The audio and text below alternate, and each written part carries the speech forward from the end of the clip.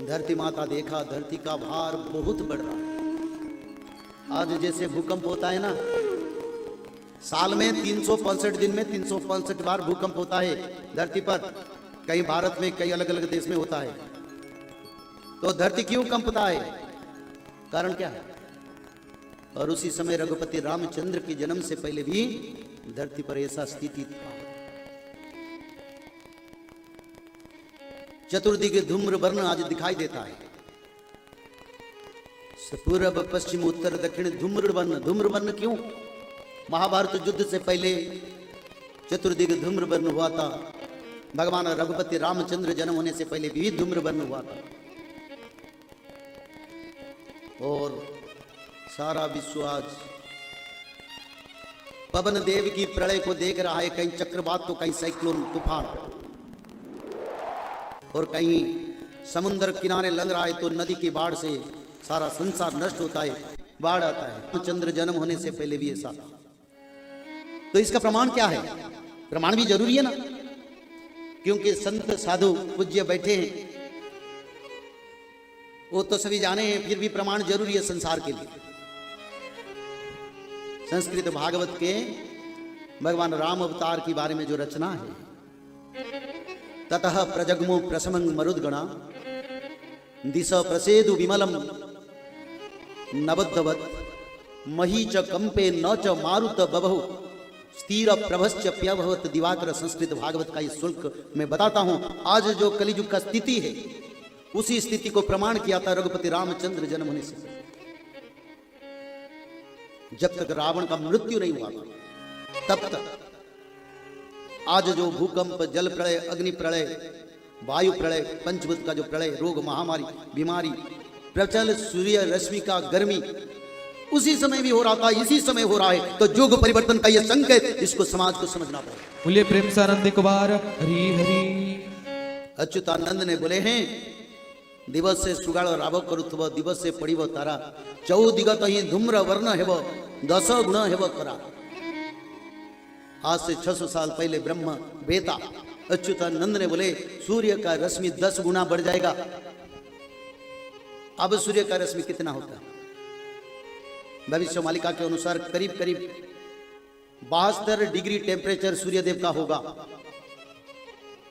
और भगवान रघुराम के जन्म से पहले ऐसा स्थिति था, आज भी ऐसा स्थिति है। ये कारण है। और अच्युतानंद ने एक सरल वाणी भी दी है।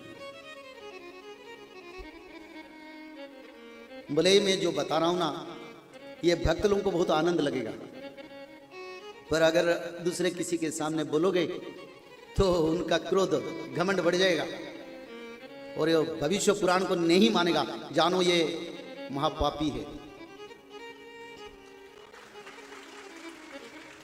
और जो मान लेगा, जानो सत्य त्रेता द्वापर में कभी ऋषि मुनि संत साधु, कभी वानर सेना में सुग्रीव, हनुमंत महाप्रभु के पारिषद वानर सेना जम्बवंत जी जैसा कोई भक्त है, और द्वापर युग में कभी गोपी गोपाल परंपरा का भक्त, नहीं तो पांडवों का वंशधर कोई है जो ये भविष्य मालिका को माने।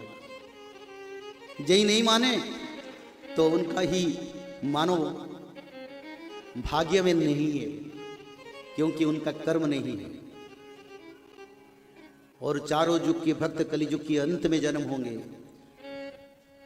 जो तपस्वी थे, जो वानर सेना में थे, जो गोपी माता थे, जो गोपाल बालक थे, जो पांडव थे, जो जदुवंशियों थे, वही का सभी का जन्म इस समय हुआ है। शायद इसमें वो लोग बैठे हैं मेरे सच कथा में। तो इसलिए भगवान की शरण में जाने के सिवा और कोई चारा नहीं। श्रीमद् भागवत जी प्रमाण करते हैं, सूर्यदेव का रश्मि कलियुग के अंत में बहुत ज्यादा बढ़ जाए। बार बार चक्रवात और तूफान से धरती नष्ट होगा। आगे कृषि करी विनाश हुई तदंते धनिक श्रेणी, राजो कर्मचारी तापरे मरीबे पड़िबो अति मड़क। अच्युतानंद ने लिखे, पहले खेतीबाड़ी करने वाले साधारण मानव लोगों को बहुत दुख आएगा। उसका बाद बड़े बड़े कंपनी भारत में देखते हैं ना, कितने बड़े बड़े शिल्पपति, करोड़पति, उनको अभाव आएगा। वो सरकार को राहत मांगेंगे, हमको भी थोड़ा रेस्क्यू करो, क्योंकि हमारा इंडस्ट्री सब नीचे जा रहा है। समय आ रहा है ज्यादा से ज्यादा 2-3 साल में देखो क्या होगा।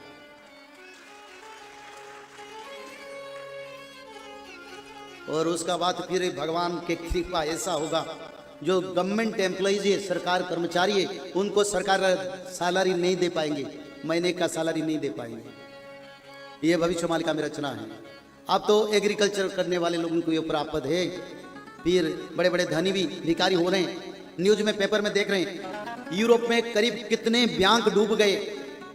सिद्धू वाना ने हाथ, तुम तो रहते हो ना यूरोप में, अच्युतानंद का वाणी का कहीं गलत नहीं होगा। तो यूरोप और अमेरिका में कई बैंक्स, बड़े बड़े इंडस्ट्रीज डूब गए। कारण क्या है? अरे भविष्य मालिका में उसका रचना है और वही हो रहा है। और बड़ा विनाशकारी समय आएगा। कौन बचेंगे? जो लोग त्रिकाल संध्या करेंगे, जो लोग माधव नाम भजन करेंगे, जो लोग भगवत महापुराण, श्रीमद् भागवत महापुराण में, भगवत गीता का बात नहीं कर रहा हूं मैं, श्रीमद् भागवत महापुराण का बात कर रहा हूं। लोग जानने लगे हैं, आगे भारत जानेगा, विश्व जानेगा, और भक्त लोग रह जाएंगे, पापियों का विनाश हो जाएगा। तो इसलिए आप लोगों को त्रिकाल संध्या करना पड़ेगा। ब्राह्मण मुहूर्त पर उठ के त्रिकाल संध्या, मध्याह्न संध्या, सायं संध्या, 3 संध्या करना पड़ेगा।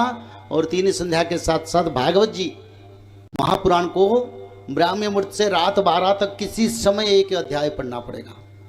और निरंतर माधव नाम को भजन करना पड़ेगा। और माधव नाम भजन करने से क्या होगा? माधव नाम भजन करने से भगवान आदि विष्णु सनातन कल की भगवान का कृपा आपके ऊपर रहेगा। जब यहां गोलियां बरसेगा, मिसाइल बरसेगा, पंचवत का प्रलय होगा, तब माधव नाम भज के भक्त लोग रक्षा हो जाएंगे। उनके ऊपर गोलियां लगेगा नहीं, ये लिखा है। जो माधव नाम भजन करेंगे, त्रिकाल संध्या करेंगे, उनकी ऊपर गोलियां, मिसाइल, एटॉमिक भी काम नहीं करेगा। बोले प्रेम से आनंद एक बार हरि हरि। जय श्री माधव। जय श्री माधव। जल प्रलय, महामारी और भूकंप, अग्नि प्रलय, वर्ल्ड वार 3 और महाविनाश, ये तो एक दिन होना ही है। लेकिन इस सब से आप बच कैसे सकते हैं? सबसे पहले नॉनवेज खाना छोड़ दीजिए, अंडा भी नहीं खाना है, और किसी भी तरह का नशा मत करिए, और गलत काम मत कीजिए, और सत्य, प्रेम, दया, क्षमा और शांति का आचरण कीजिए। और 3 चीज कीजिए। उसमें से सबसे पहला है त्रिकाल संध्या, यानी त्रिसंध्या। उसको दिन में 3 बार करते हैं। जैसे सुबह में करते हैं ब्रह्म मुहूर्त में, सुबह 4 बजे से लेकर के 6 बजे के बीच में आप कभी भी कर सकते हैं। लेकिन आपको समय नहीं मिला तो समय आप आगे पीछे कर सकते हैं, आधा घंटा 1 घंटा पीछे कर सकते हैं। दोपहर में 11:30 बजे से लेकर के दिन का 1 बजे तक कर सकते हैं। उसके बीच में शाम को 5 बजे से लेकर के 6:30 बजे तक कर सकते हैं। दिन भर में 1 बार नहा के त्रिकाल संध्या जरूर करें। बाकी समय आप हाथ पैर मुंह धोकर भी कर सकते हैं, और 3 बार आप श्री गंगे बोल करके स्टार्ट कर सकते हैं। जो दूसरा उपाय है वो है श्रीमद् भागवत महापुराण पठन। दिन में 1 अध्याय जरूर पढ़ें। दिन भर में 1 अध्याय जरूर पढ़ें। वो भी ना हो सके तो 1 पन्ना तो जरूर पढ़ें। अगर उतना भी समय नहीं है तो 1 श्लोक जरूर पढ़ें। तीसरा उपाय, माधव नाम का जप करें, निरंतर करें। कोई भी काम करते हुए करें, हमेशा माधव नाम का जप करें। त्रिसंध्या का पीडीएफ, श्रीमद् भागवत महापुराण का पीडीएफ और भविष्य मल्लिका का फ्री ई बुक भविष्य मल्लिका पुराण, ये सब आपको डिस्क्रिप्शन बॉक्स में मिल जाएगा। भविष्य मल्लिका के बारे में अधिक जानकारी के लिए आप भविष्य मल्लिका के वेबसाइट पर संपर्क कर सकते हैं, भविष्यमल्लिका.com। और अधिक जानकारी के लिए भी कल्कि अवतार ऑफिशियल चैनल को देख सकते हैं, जहाँ पर मल्लिका के बारे में खुलकर बातें रखी गई है, जहाँ पर आप लगभग 1000 जितना वीडियो आपको देखने को मिल जाएगा। और भी आपको अधिक जानकारी जानना है त्रिसंध्या के बारे में, और कोई आपको सवाल है तो नीचे दिए गए नंबरों पर आप संपर्क कर सकते हैं।